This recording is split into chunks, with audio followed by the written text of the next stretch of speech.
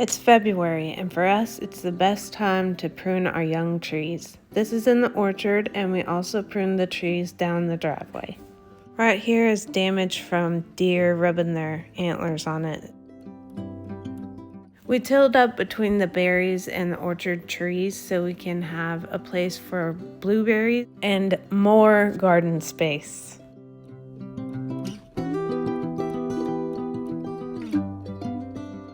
While Derek was tilling, I was trimming blackberries.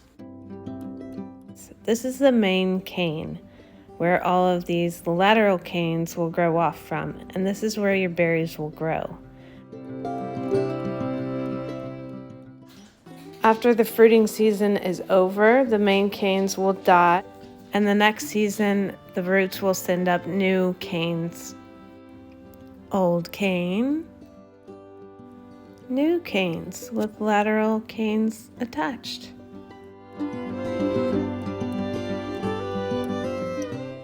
And these are the boysenberries. They have gone crazy and they're everywhere. We're gonna have to dig some up and attempt to transplant them.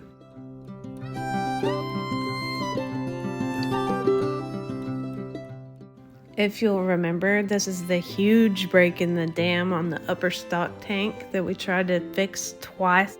Behind that break, we noticed some crawdads and a whole bunch of baby catfish.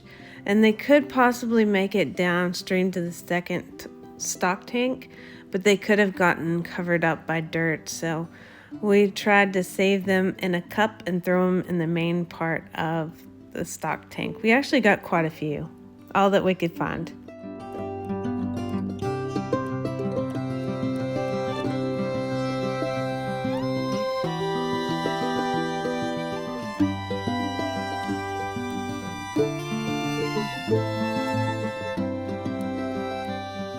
The water's leaking below the pond liner on the break in the dam, so he's digging up clay to put it on top of the pond liner to seal it in.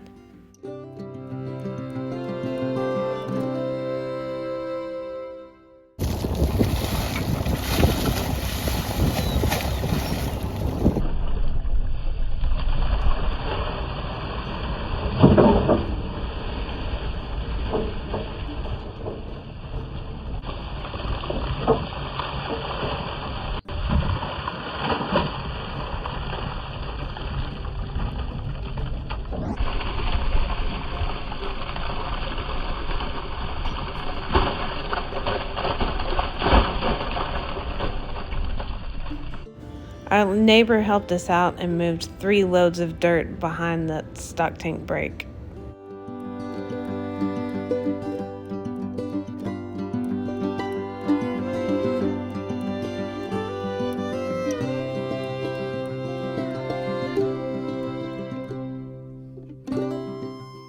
And here's where that big old break was. Ladybird, our biggest longhorn, could get her whole body in that break.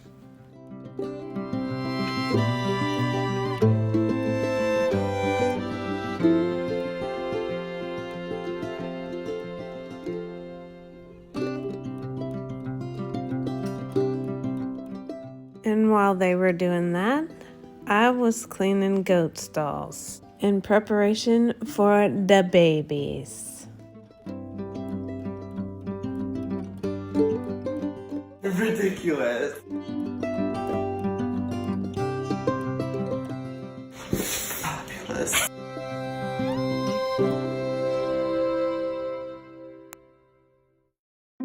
Speaking of babies, the ducks were seen loving each other, and I saw an article on making nesting tubes for mallards, and this is my attempt at getting them to lay their eggs on our stock tanks and not our neighbors. And also a little added protection from predators.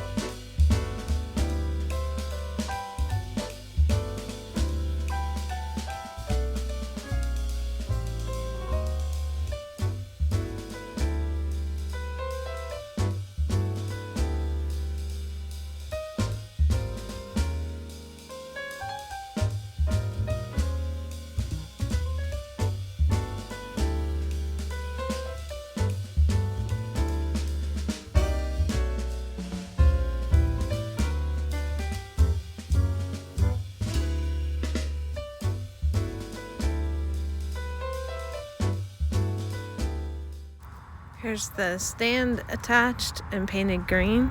It'll stand up like this, and then we'll use U-bolts to attach it to a T-post that we drive into the stock tank. Like this one from the article. Spring is definitely around the corner and love is in the air because the turkeys have been doing courtship dances and fighting over my lone hen, Mavis.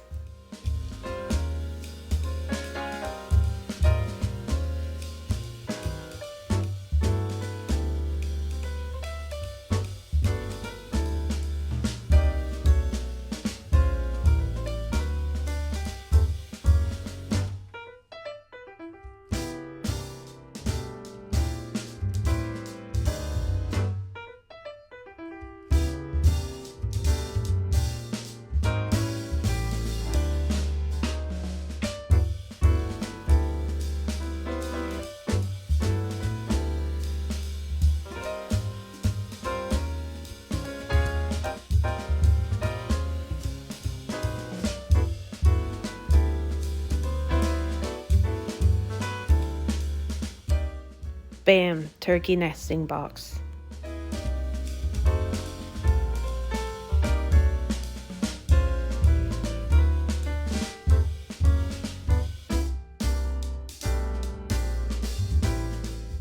Fabulous.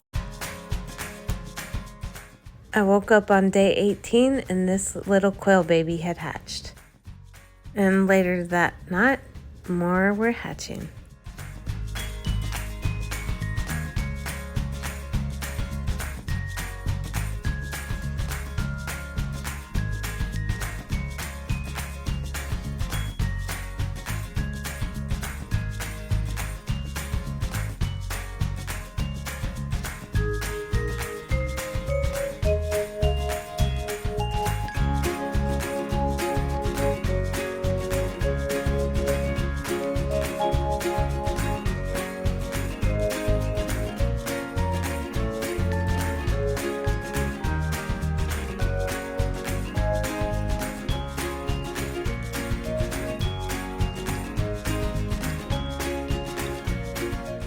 This is an experiment because I've never done hydroponics before. This is a stand I made out of PVC. These are plants I'm overwintering inside.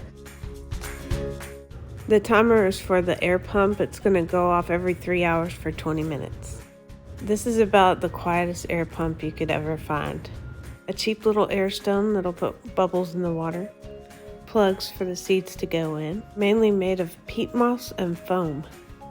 Liquid fertilizer, a pH control kit, net cups for the plugs to sit in that are entirely too big, and a piece of foam board.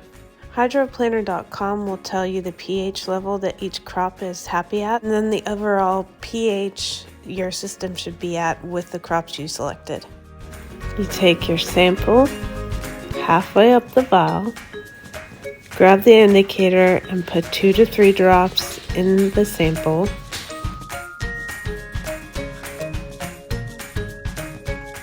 And compare it to the chart. I had already added some acid here, so mine should look like urine.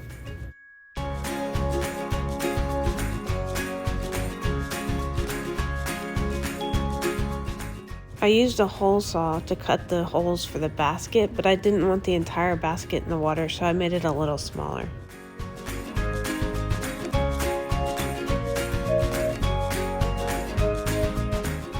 The instructions are horrible for this, so I assume I'm doing this correctly because there's really no other way to do it.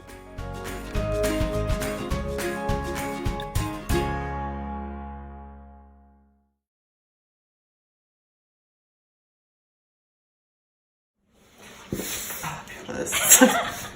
Ridiculous.